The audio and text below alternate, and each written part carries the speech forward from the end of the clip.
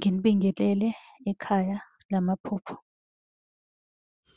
Uma umusha la ekhaya sicela ukuthi ushaye u-subscribe ukuze ngokulandelayo ungaphuthelwa uma sifaka ividiyo. Ukubaluleka-ke kokuthi u-subscribe senzela ukuthi uma ubuza umbuzo kwi-comment sithi masibuya nevidiyo eyimpendulo, i-notification izongena kumakhalekhukhwini wakho ebese ividiyo uyayibona ngokushesha kanjalo. Kanti uma unga-subscribe-ile angeke uze ubone nhlobo ukuthi cha impendulo usuyitholile. Ngakho-ke uma unombuzo buza kwi-comment sizokwenzela ividiyo. Uyakwazi futhi ukusi-inbox-a lapha ku-TikTok usi-follow-we, inbox ucele inombolo ka-WhatsApp ozobuza njalo kuyona ekuseni uma-ke kukhona isibonakaliso obenaso. Nokubaluleka nje kokuthi-ke uwazi ukuthi ngabe lokho osuke ukuphuphile kubika ukuthini. Ake singene-ke kwelanamhlanje sikuchaze. Ake sikhulume ngamaphupho abika isichitho. Abantu abaningi-ke banakho ukuphupha lezi zinto nje engizoy'bala zonke. Ngenzela ukuthi ungabe usabuza okwesibili kwi-comment into engizoyisho. So uma ngilisho la bowazi ukuthi isichitho nokuthakathwa.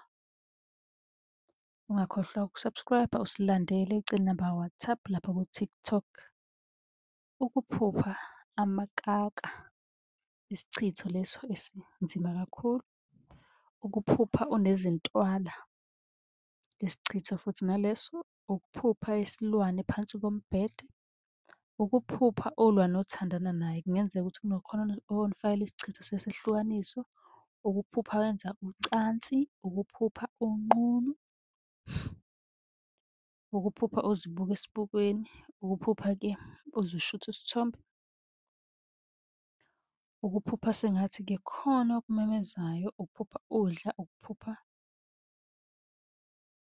Ukuphupha nje ikati noma ngabe isiphi-ke isilwane namanye-ke amaningi njengoba ngishilo ukuthi-ke abika isichitho nokuthakathwa.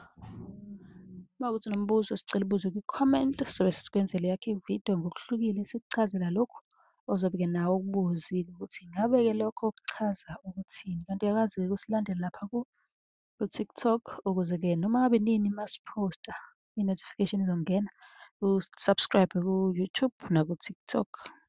Ucele inamba ka-WhatsApp-ke lapha ku-inbox wethu ku-TikTok uzosibuza khona njalo ekuseni uma unombuzo nisale kahle. Lana-ke besikhuluma ngani? Ngamaphupho abika noma akhomba isichitho kanye nokuthakathwa. So kukabili izinto engikhulume ngazo, ngikhulume ngokuthakathwa nesichitho. So angifuni umuntu ozofika kwi-comment ezosiphikisa. Fika nje ubuze umbuzo sizokwenzela ividiyo.